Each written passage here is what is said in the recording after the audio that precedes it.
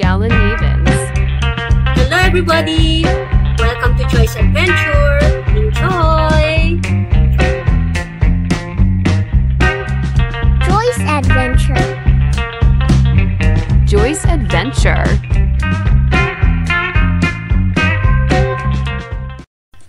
Hi guys! Welcome back to our vlog. So for today, isi-share ko sa inyo yung pagpunta namin ng Mahogany Market in Tagaytay. So nandito kami ngayon sa second floor ng Mahogany Market na kung saan dito mo makikita yung dami ng kainan o food stall nila.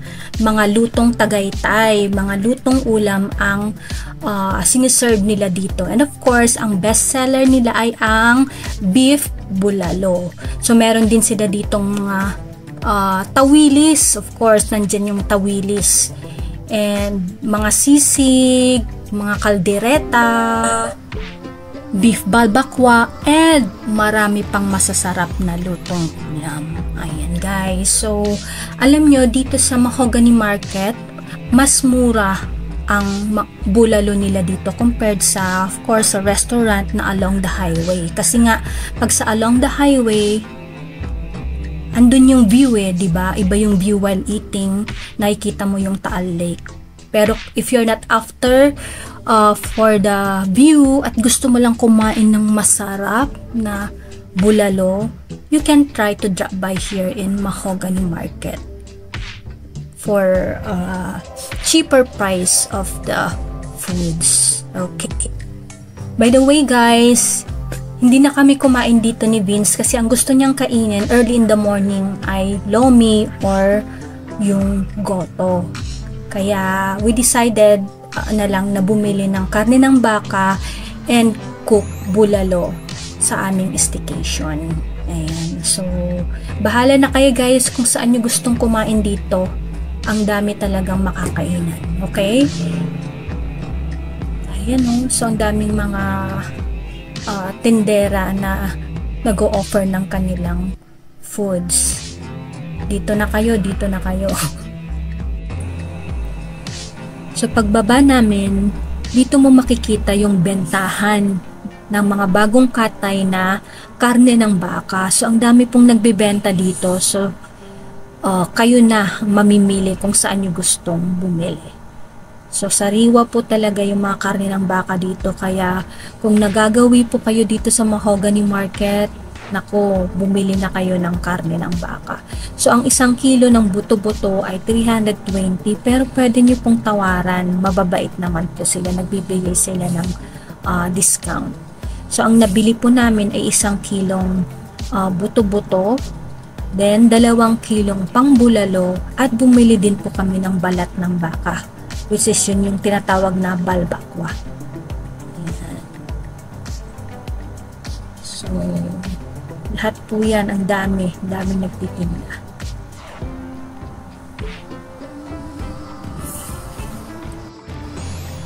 So, hindi na po namin pinakita hanggang sa dulo, pero itong buong side na yan, hilera na yan, ay nagbebenta po ng karne ng baka. So, pag gusto nyo naman po ng laman loob, meron din part kung saan dun naman sila nagbebenta ng mga laman loob. Ayan. So, katapat naman po ng bilihan ng karne ng baka ay dito mo makikita yung bilihan ng mga dried fish.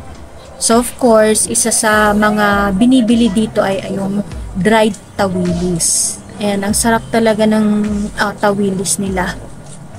Yung daing na tawilis. So, may daing na pusit, may dilis, meron ding tinapang bangos. So, mamimili ka na rin kung saan mo gustong bumili ng dried fish. At nagbebenta rin dito sila ng salted egg. And masarap yung salted egg nila. Ayan, ang dami. So, marami ka talagang mamibili dito sa Mahogany Market. Paborito ni Vince ang itlog na maalat, kaya bumili siya. Ayan. So, sa kanya lang kasi, hindi po ako kumakain ng egg dahil allergy ako sa itlog. Ayan. Okay, so meron din silang espada. Ang dami po dito mga dried fish na affordable din naman yung presyo. Merong 100. So, pampasalubong na po yan. Ayan o, so ang dami. Pero wag niyong kalilimutang bumili ng dried tawilis kasi yan po yung specialty nila dyan. Okay? So, pagtawid po, dito mo naman makikita yung bentahan or bilihan ng mga laman loob ng baka. So, ito yung niluluto natin pang papaitan or papaitan. Ayan. So, bumili si Vince ng 2 kilos of laman loob para lutuin niya for papaitan.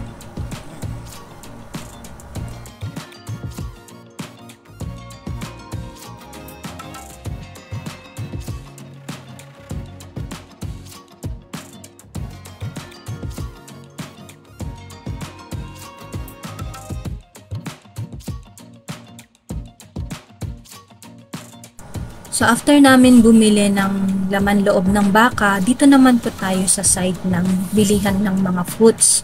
So, of course, pinya ang madami dito. Meron siyang 3,100, merong 6,100, meron ding tig 50 pesos na pinya. So, it's up to you kung anong pinya ang gusto nyo. Pero, madaming pinya dito. Mas makakamura na kayo kung dito kayo bumili ng pinya compared along the highway. Okay?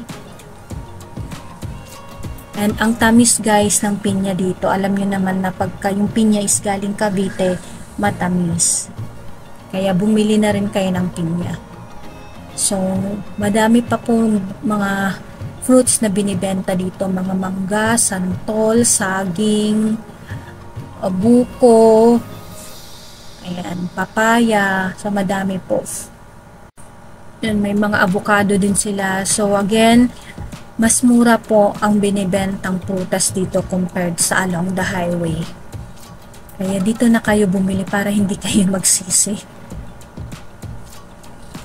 So bumili din si Vince ng santol kasi favorite naman din niya yung santol. Sasawsaw lang niya sa asin, okay na sa kanya yan.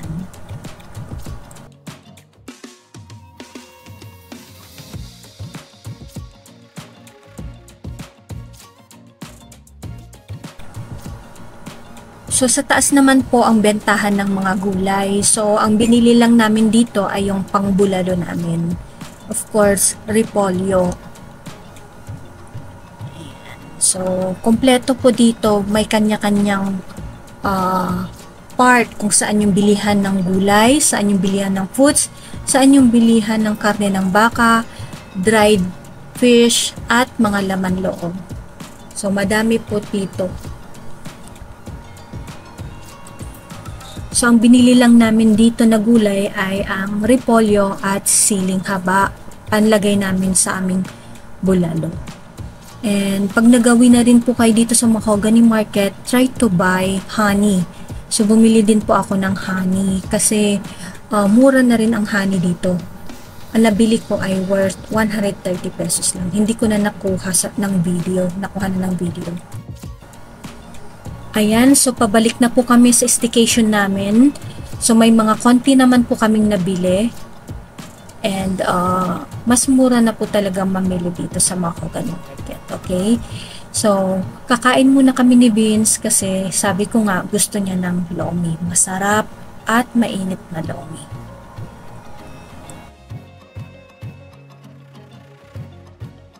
So, of course, kumain kami ng lomi sa may Tagaytay Lomi House. So, masarap talaga ang lomi nila dito at yung pansit. Okay guys, so thank you for watching and see you again on our next vlog. Bye for now. God bless.